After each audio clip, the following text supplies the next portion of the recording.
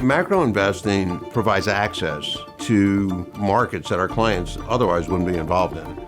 And it provides it with professional traders who have the expertise to potentially profit from events around the world, whether it's a change in foreign exchange rates, whether it's a change in yields or what's happening in equity indices. It's just not correlated to what's happening in the other parts of people's portfolio. And in stress periods and in crises, it's been managed to provide some pretty impressive returns against a backdrop of things that aren't working elsewhere.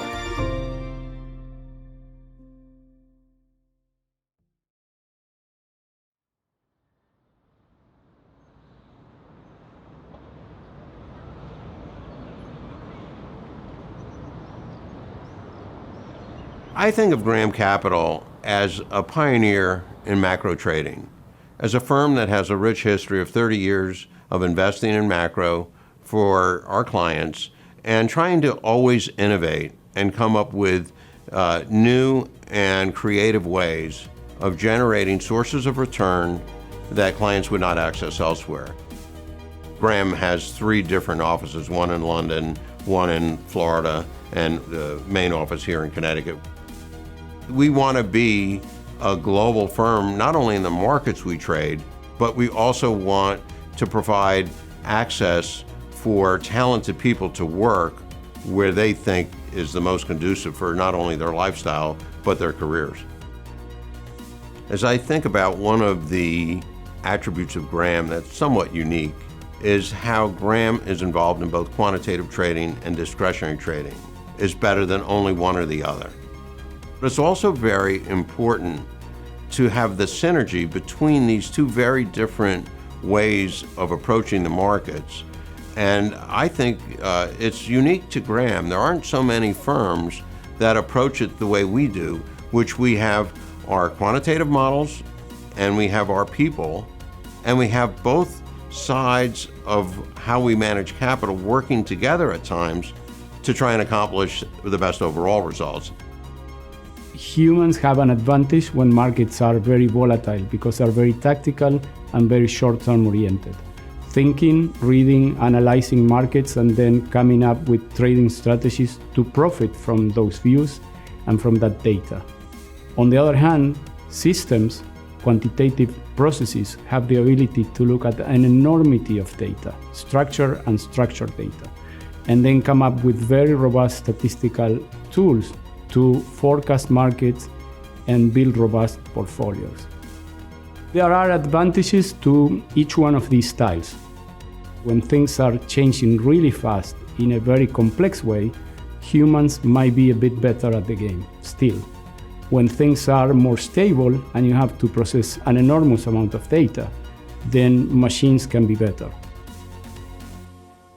Institutional investors have portfolios that are long-term in nature, right? And that they have this very heavy stock allocation and bonds that sometimes don't provide a hedge. Our role is to provide a strategy that would be not only producing returns, but keeping that nice negative conditional correlation to the portfolios of institutional investors. So as a hedge fund, we are very focused on providing alpha. We don't want to charge clients for piling up on the risk that they are already taking. That would be bad in itself because we wouldn't be providing a solution, and double bad would be to be charging fees for taking a risk that they can take in a passive form or an easy to structure form. Since the inception of Graham, we've been using advanced techniques. Some are statistical, some are machine learning in nature. We have experts working not only in machine learning, but also in economics and financial theories, all collaborating together. The alpha research process at Graham starts with idea generation. And idea generation happens both at the strategic level, as we discuss individual client needs, and at the bottom-up level, as we find patterns of market with their data. Once the ideas are generated, researchers essentially solve complicated word problems by casting them into mathematical formulations. From that point on, it is data-driven and evidence-based. We combine numerical data with new text-based processing, and these will allow us to respond to geopolitical events and detect disruptions in the supply chains. These typically allows us to trade faster than waiting for the inventory reports to reflect the new reality. In recent years, we started using neural networks in connection with natural language processing. So these days, people call them AI, but we just call them good quantitative methodology. One of the keys to success is having the best people. So we've tried to create a culture at Graham which really rewards creativity and innovation. Graham is a really special organization. Our culture is deeply rooted in collaboration, innovation, inclusion, and integrity, and these core values are really upheld in all that we do. The Employee Advisory Committee was created because the senior leadership at Graham really values the opinions and perspectives of all team members and wanted to ensure that all employees globally at the firm had a voice and that voice could be heard. I think it really does speak to the longevity of the organization and the stability of the firm, and the fact that people can come to Graham and start careers and ultimately grow them long-term over time with a sense of fulfillment, enrichment, and reward. So we invest a tremendous amount of time and energy and resources into developing our people. We recognize as a firm, without the best people, we cannot truly be the best firm.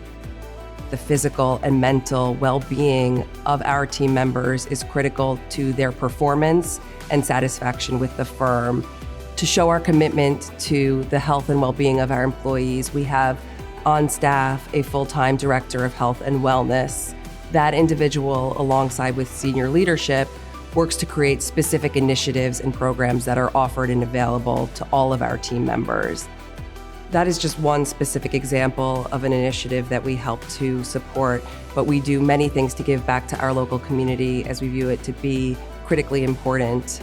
We host things such as toy drives, clothing drives, used sneaker drives.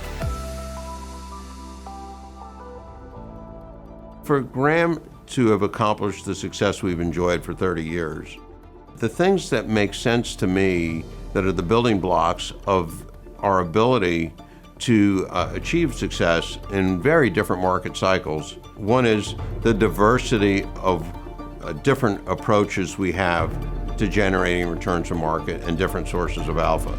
There are times where our discretionary traders are going to be very effective, and maybe our quantitative models less so. We don't always get it right, but there have been a lot of market events in 30 years that you had to be pretty skillful to overcome. And through some combination of risk management, we've been able to weather some of these tough times and actually in many cases benefit from them. There's got to be some balance between being really creative, really innovative, really thinking about what's next, but also having some restraint to not overreact to all of these different factors.